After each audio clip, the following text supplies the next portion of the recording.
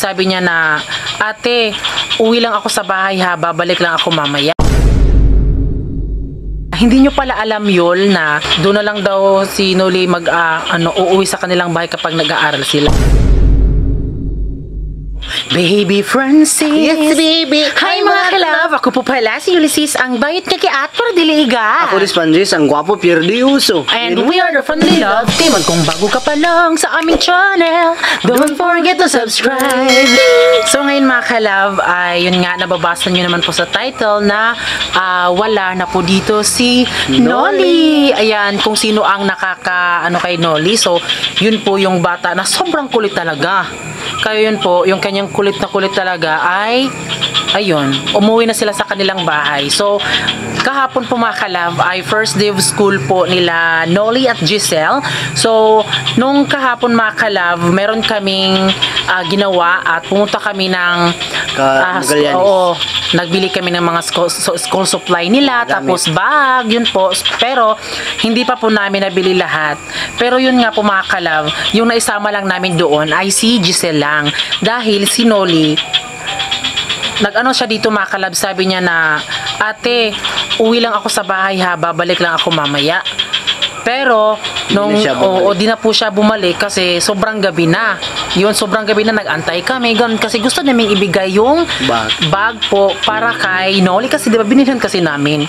Kaya po parang, nagulat na lang kami na pumunta dito si Ate Geraldine at sinabi po ni Ate Geraldine na hindi nyo pala alam yun na sabi kasi ng tita niya na yung tita kasi ay magkapatid po sa kapatid po sa papa niya. So yung Papa ni Noli at yung asawa ni Kuya Sandy na kapatid niya mga kalab ay magkapatid.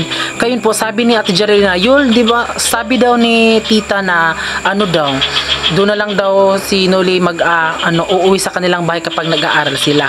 Kaya nag-assume din kami na akala ko kami yung magpapaaral kay Noli kasi yun din kasi yung gusto po ni Ate Lini na kami talaga. Pero hindi kasi parang pumayag yung papa ni Noli kasi 'di ba meron kasi silang bunso, so kapag dalawang bunso tapos walang magbabantay kaya pinapunta na lang si Noli doon o pinauwi na lang sa kanila.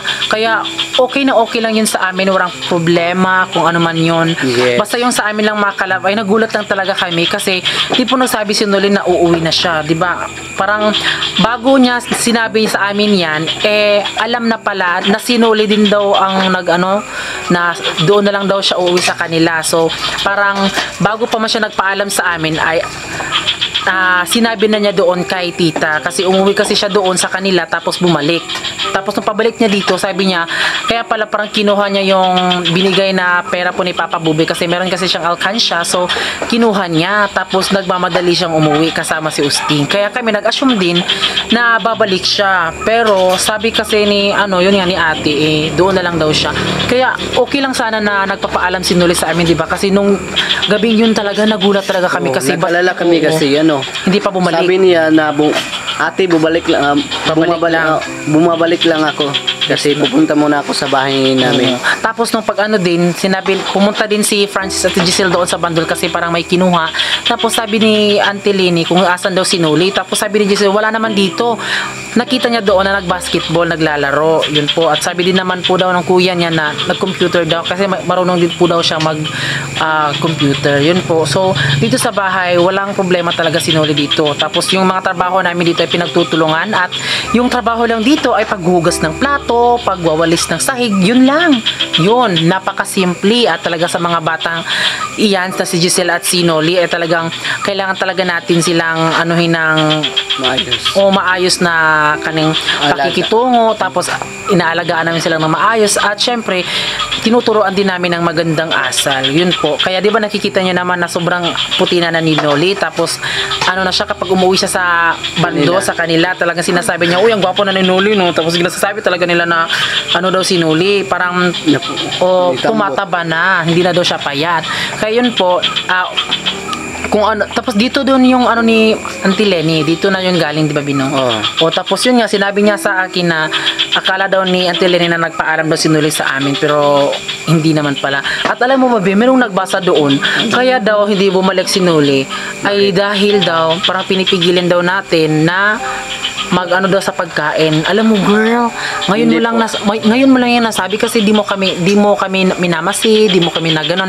Alam mo yung mga bagay na gano'n, talagang parang yung maliit na butas, talagang binamalaki talaga. Kaya parang ginagawan ka ng kasalanan, hindi mo naman kasalanan, di ba? Kaya parang kailangan kang ibaon talaga na maging ano Ang ka. totoo lang talaga mga kalab, sa amin lang talaga, kapag may pera kami, bungga talaga yung ulam. Yes. Kapag walang pera, so hindi naman sa iyo nga bungga, makakain lang maayos. And then when it comes to Yes. mukbang din, sinasabi din nila na pag masarap kami daw, wait, parang, ewan ko, hindi ko alam kung bakit ganun yung mga mindset nyo, or set up, set down, ewan ko ba. Pero okay lang yan kasi nasa kanila yan, Oo. babe. Pero sa atin lang ay hindi tayo magpa-apekto kasi hindi naman yan totoo na mga sinasabi nila.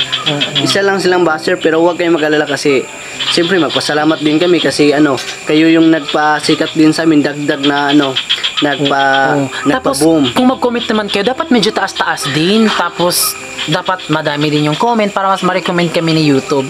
Kaya yun po. Kaya talagang lang din, walang problema sa pamilya po ni Noli at sa pamilya din ni Ate Geraldine. Sobrang linis ng aming konsensya at ang aming pusong dito ba. Sobrang linis talaga, no? Yes, totoo yun, mga po. kalab. Kaya walang problema talaga. Lahat po ng mga tao dito alam po kung ano po ang ugali namin. Kaya Yes, kung hindi correct. mo alam yung ugali namin, Huwag kayo mag-husga. zipper. Ayan, so yun lang naman yun. Kaya yun po, talagang yun, na-clarify na namin na doon na lang daw si Noli kasi minsan wala talagang magbabantay sa mga kapatid po ni Noli na dalawa, pero nag-aaral naman po. Then minsan kailangang mag-absent kasi di naman natin alam kung ano yung rason, di ba? At syempre may panghanap buhay din yung mama at papa ni Noli. Kaya minsan binabantayan talaga ni Noli, mga kalab. Kaya yun po, talagang naliwanagan na talaga kami kasi nagulat talaga kami nung gabi, no, dahil hindi talaga siya umuwi. Oo. Pero ngayon na dun. Pero wag kayong mag-alala kasi binilhan po namin si Noli po ng mga bag, Notebook, mga yes, gamit sa notebook, school. papel, mga school supplies po, mga kalab. Pero kung hindi mo yan nakita, tingnan mo dyan sa mukbang ng ano yung ginawa natin, be? Ulo ng manok doon. Nagmukbang Oo. kami. Meron sa kasi ang liit lang po yung nanood, di ba? Kaya yun po, huwag tayong kasi di ba, hindi naman kami mga ibang tao, kahit na di man namin kayo kilala, talagang alam namin yung limitasyon namin kung kailan ka magiging dragon yung utak mo kasi kung hindi siya maganda yung pakitungo sa'yo, hindi din maganda. Uy, pantay lang ba? Kasi kung hindi maganda yung pakitungo niya tapos sa'yo, parang hindi ka pa rin gumagano, hindi na yan hindi na yan pwede talaga, no. Kaya kung ano yung pinapakita ng isang tao, ganuhin mo rin, parang batuhin mo rin ng kabaitan kung mabait siya sa'yo. Pero kung hindi naman, hindi talaga, uy, o ganon. Pero yun nga, mga kalab, dahil pasok ka na, so happy kami, mga kalab, kasi Balik talagang, na sa normal. Yes. Kaya- Happy kami mga kalab kasi bumalik na po sa dati at normal na po dito sa amin. Iwan ko kung sa inyo kung balik dati na ba, normal na ba sa inyo. Oo. Pero sa amin ay balik na talaga parang ganito. Pero yung mga din po ay always naka-face mask din po. Yes. Tapos yun po, kailangan mga sanitizer. So Oh, pinapabaunan sila noon. Pero yung mga gamit po ni Giselle hindi pa po kumpleto. So yun po ay talagang anuhin ko muna, mga kalab, si Giselle. Di pa po kumpleto yung mga gamit niya. So talagang ipapromise namin sa inyo kasi 'di ba sobrang mahal talaga kami ni Giselle, hindi kami iniwanan kung ano ang mangyari, 'di ba? Kasi sa lahat ng bagyo at yung mga problema dinadaanan namin, andito din talaga siya, mga kalab. Kaya deserve niya pong suportaan. At sana wag niyo po sanang kalimutan po na wag kayo mag-skip ng ads kasi kung ano yung Yes. makikita na skip ng ads, mga ads natin, yun yung aming pang para magkapera kami, ganon. Tapos yun din yung pangtustos namin sa gastusin po sa pag-aaral ni Giselle. Kaya Yes, so sobrang happy kami na talagang andyan din kayo na nagsuporta sa amin. Kaya talagang sa may mga anek-anek dyan sa isipan, i-clear nyo yan kasi Yes. kung hindi nyo talaga alam, talagang kung kayo siguro yung babatuhin na ganun, yung kung ano yung sinasabi nyo sa mga binabash nyo ay ganun din. Kaya yung sabi ko lang talaga sa inyo, shout out sa mga basher, ano bang ganun talaga, no. Kaya ito po si Giselle, mga kalab. Ayan. Ayan po yung si Ayaw ka lang. Oh, Ayan. siya po ay grade 5 po at si Noli po. So okay lang ba sa iyo, Sil, kahit wala na dito si Noli. si Noli? Okay.